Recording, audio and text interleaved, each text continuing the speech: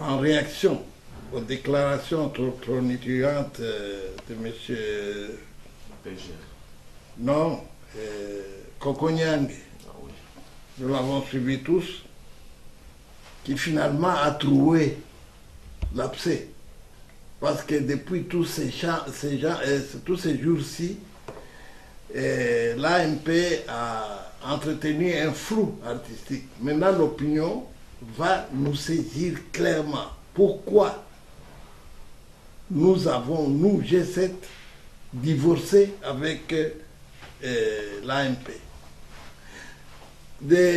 Quand Moïse Katumbi Chapwe avait parlé du troisième pénalty, maintenant, les gens vont comprendre de quel pénalty il s'agissait. Hier, M. Kokonyang, secrétaire général adjoint de l'AMP, a trouvé l'abcès. Voilà le troisième pénalty, c'est-à-dire, clairement, ils ne veulent plus d'élections, ils ne veulent plus qu'on aille aux élections. C'est-à-dire les PPD, MP, tout ça, qui ont peur des élections. Maintenant, ils recourent à la voie qui nous a d'ailleurs séparés, c'est-à-dire les référendums. Nous avions protesté en son temps et nous avons quitté, claqué les portes de l'AMP à cause de ces complots qui se préparaient dans la famille politique du chef de l'État contre le peuple congolais. Et il a dit clairement, nous l'avons suivi, et qu'il a recouru à certains articles de la Constitution, mais qui parlent de la souveraineté du peuple, mais en réalité, ce qu'il a oublié, et non, ce qu'il a voulu escamoter, est que M. Kokonyang doit savoir que la Constitution parle aussi du mandat du chef de l'État, l'article 70.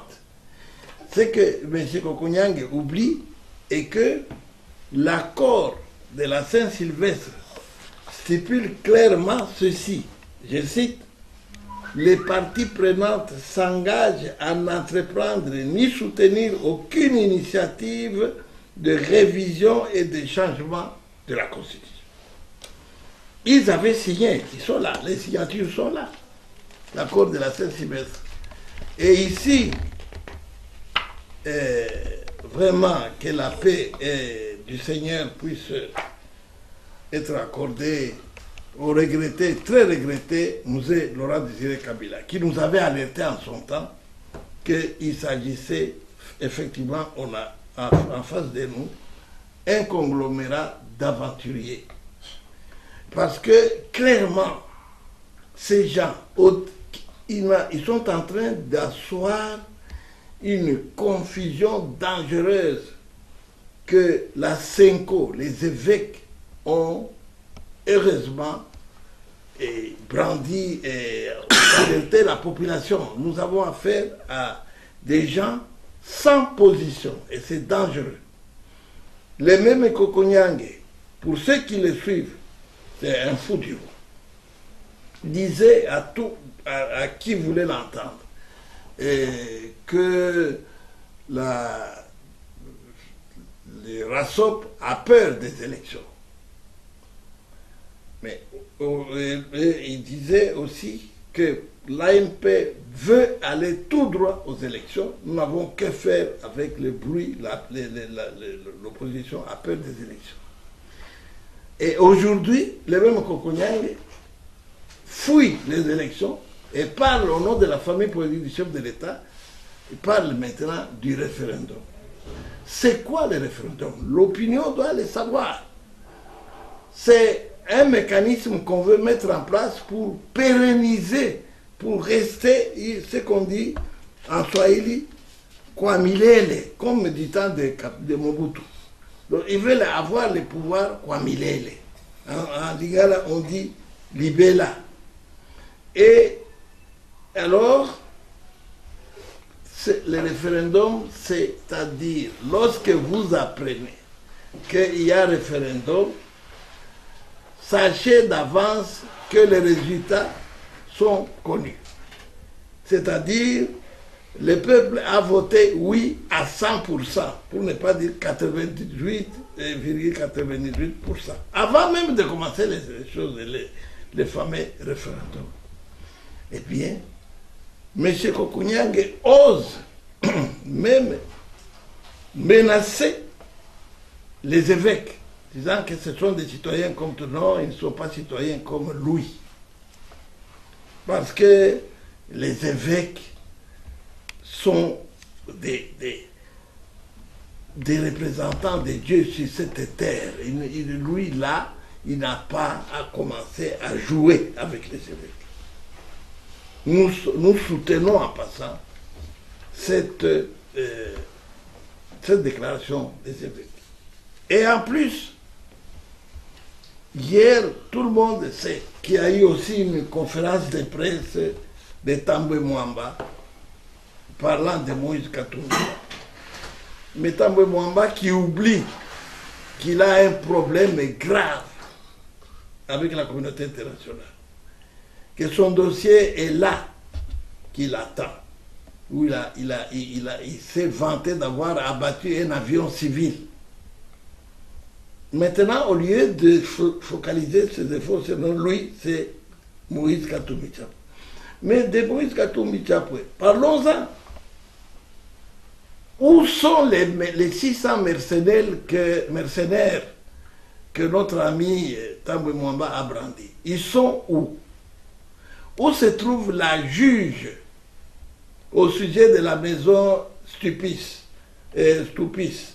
la juge qui était contrainte de prononcer un jugement sous menace de revolver sur sa tempe? Où est cette juge-là? Et alors vous voyez que le ridicule ne tue pas. C'est vraiment, nous avons affaire à un conglomérat réel. Voilà pourquoi nous devons dénoncer cela. Et voilà pour cette raison-là que Ouattanchi, vous me demandez pourquoi je demande à la population de ne pas aller à ces mascarades. Parce que le 30 juin, c'est une journée de gloire pour la République, pour le peuple congolais, mais qu'on a transformé en une journée de misère. Les gens commencent à se dire, mais l'indépendance, ça veut dire quoi? C'est ça que nous commençons à vivre aujourd'hui. Alors, ils vont aller à ces défilés aux festivités du 30 juin, mais pour le contraire, ils vont tout simplement admirer les nouveaux riches qui seront là pour montrer de beaux costumes, pour montrer qu'ils sont devenus gros, gras, et après, la faim continue, la misère continue. Non. La seule solution, c'est de rester calmement à la maison, en attendant que Moïse Katumbi Chapwe rentre. Monsieur Kokou-Nyange, le fou du roi, ose parler parce qu'il se trouve au Katanga, il a trouvé une bonne vie, il a trouvé la Gécamine, il a eu ce qu'il voulait chercher, alors il commence à raconter sa vie. Voilà les genres d'individus que nous avons comme dirigeants dans ce pays. Mais il oublie que le mandat du chef de l'État s'est terminé depuis le 19 décembre 2016 et qu'aujourd'hui, ces gens sont en train de fonctionner sur base de l'accord du 31 décembre qui leur accorde quelque légitimité. Oui, le référendum, nous pouvons demander qu'il y ait changement, mais pas avec un régime sans légitimité. Nous attendons quand on aura organisé les élections et que nous aurons un régime légitime qui a été installé par la population conformément à la Constitution. Pour ce régime pourra organiser les référendums, les vrais référendums. Maintenant, le but, je l'ai dit, là, on cherche à faire en sorte que les régimes en place reste là et jusqu'à ad vitam aeternam, comme on dit en latin, éternellement, c'est-à-dire chicata, comme les Balobans ont inventé ça, et puis Kwamilele, et les Bangala, Libela. Voilà ce qu'on veut chercher dans ces référendums dont on parle tant, d'une manière hypocrite. C'est éviter les élections, parce qu'ils ont peur des élections. Et là, ils viennent de prouver. Ce n'est pas l'opposition qui a peur des élections, c'est l'AMP qui a peur des élections.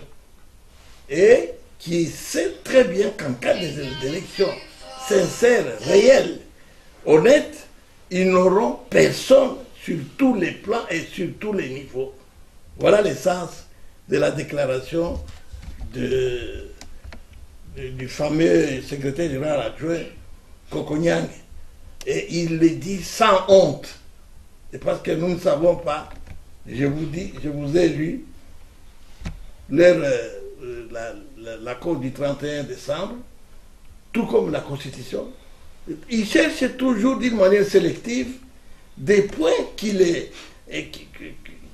là où ils trouvent leur compte. Et pourtant, la Constitution, c'est le tout qu'il faut lire. Il faut savoir, là, il oublie que, par exemple, il est demandé, donc il est permis à tout Congolais d'organiser des manifestations et tout. Vous le savez, vous étiez venu me demander ici pourquoi vous avez des militaires alors que c'est chez vous à la maison. Voilà. Et ça, c'est interdit par la Constitution. Lui recourt à la Constitution qui dit référendum, mais il oublie que le 31, l'accord du 31 décembre, signé par eux-mêmes, interdit toute révision constitutionnelle avant les élections. Il oublie ça. Alors, de l'autre côté, ils ont toujours brandi qu'il n'y a aucune crise politique dans le pays. Maintenant, je l'ai entendu parler d'une crise.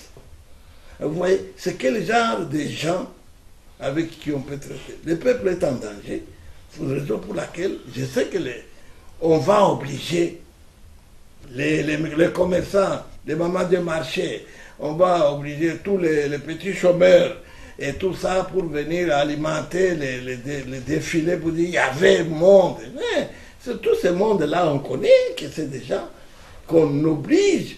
Et aujourd'hui, on est en train d'obliger que chaque commerçant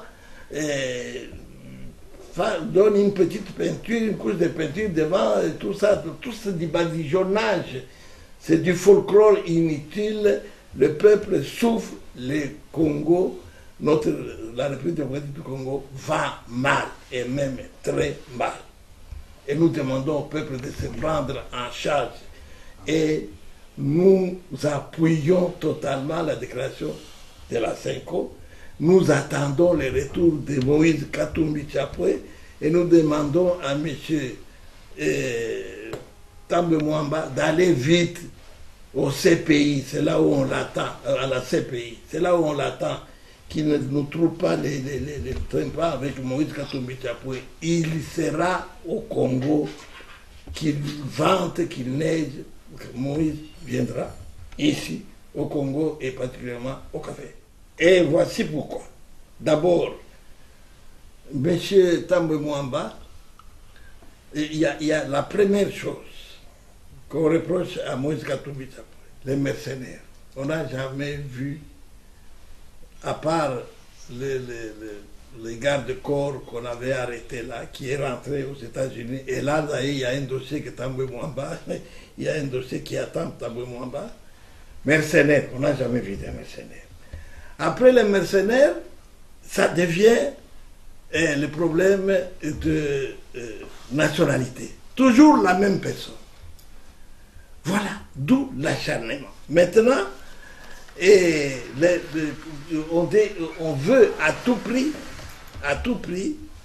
que Moïse Katumbi, dès qu'il arrive, qu'il soit en prison, qu'il s'attende à pire que à quoi il s'attend. Parce que mettre la main sur Moïse Katumbi Chapwe, c'est mettre la main sur plus de 160 000 électeurs de Moïse Katumbi Chapwe lors des dernières élections. C'est un acharnement et je crois que tous ceux du pouvoir, dès qu'ils entendent parler de Moïse Katumbi Chapwe, c'est une manière de gâcher toute leur journée. Parce que ils tremblent quand ils entendent parler de Moïse Katumbi Chapwe, un grand fédéraliste. C'est un homme qui voulait mettre le Congo vraiment dans la logique des vrais développements. Et on l'a traité de sécessionniste, bien au contraire. Il voulait être pratique et se conformer à la... Vous savez, le Congo, c'est un demi... en tout cas, c'est un continent. Alors, la façon dont les choses se passent aujourd'hui ne font que donner... cette façon-là ne fait que donner raison à Moïse Kapencho. Encore un autre Moïse. Vous voyez, c'est prophétique chez nous. Il y a Moïse Katumbi Chapwe et il y a Moïse Tshombe. Alors, vous voyez...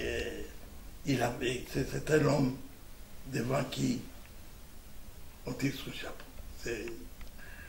C'est mon modèle politique. Je vous dis la vérité, je suis fédéraliste. Et ça part du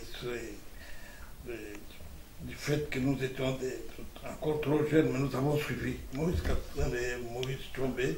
Et voilà, si ce qu'il avait préconisé était suivi, le Katanga et d'autres provinces ne pouvaient pas se trouver au niveau où nous nous trouvons aujourd'hui.